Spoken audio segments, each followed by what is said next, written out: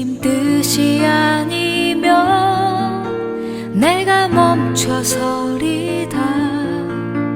나의 가고 서는 것 주님 뜻에 있으니 오 주님 나를 이끄소서.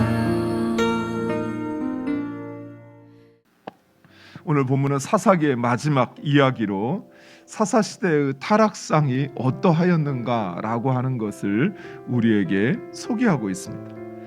앞서 미가의 이야기에서도 그랬던 것처럼 이스라엘의 왕이 없었다라고 이야기합니다. 이스라엘의 왕이 없었다라는 것은 당연한 것입니다. 왜냐하면 이스라엘의 왕은 하나님이시기 때문입니다. 그럼에도 이스라엘의 왕이 없었다라는 이 말을 강조하는 것은 하나님을 왕으로 섬기지 않았다라는 것입니다. 즉 이스라엘 백성은 하나님을 자신의 왕으로, 자신의 삶의 주인으로 인정하지 않았으며, 따라서 그 하나님의 말씀을 삶의 기준으로 따라 살지도 않았다라는 것입니다. 그렇다고 해서 이스라엘 백성들이 하나님의 그 존재 자체를 부정하였느냐? 그렇지 않습니다.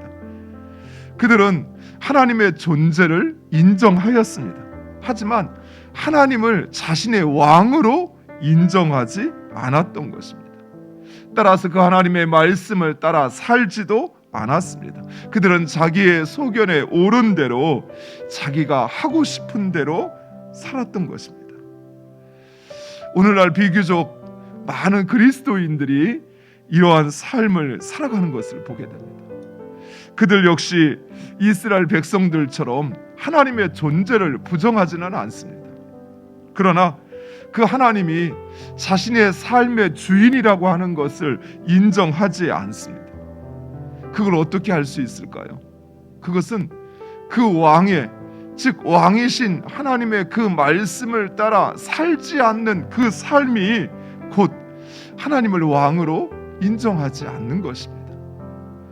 그 하나님의 말씀을 내 삶의 법으로 그것을 자연스럽게 받아들이고 그것을 따라 살아가는 것입니다.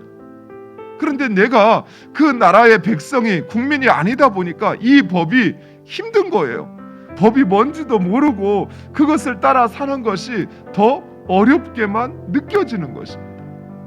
이처럼 하나님을 믿는다라고 말하지만, 그 하나님을 인정하지만 정작 자신의 삶에서 하나님의 법에 따라 살지 않는 것은 내가 바로 그 하나님이 나의 왕이시오, 내가 그 하나님의 백성임을 아직도 인정하지도 확신하지도 못한다라는 것입니다.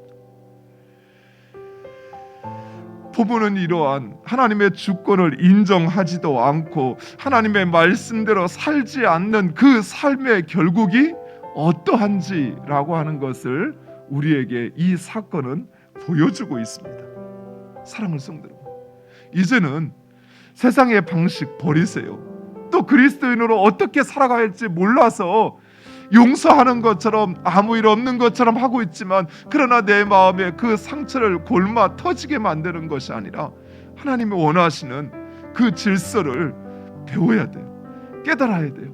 그리고 그렇게 살아내야 돼요.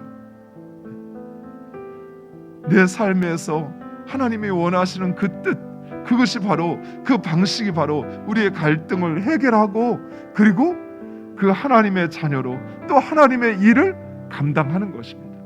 하나님 그것을 기뻐하셔요. 그것을 우리에게 찾고 원하시는 것입니다.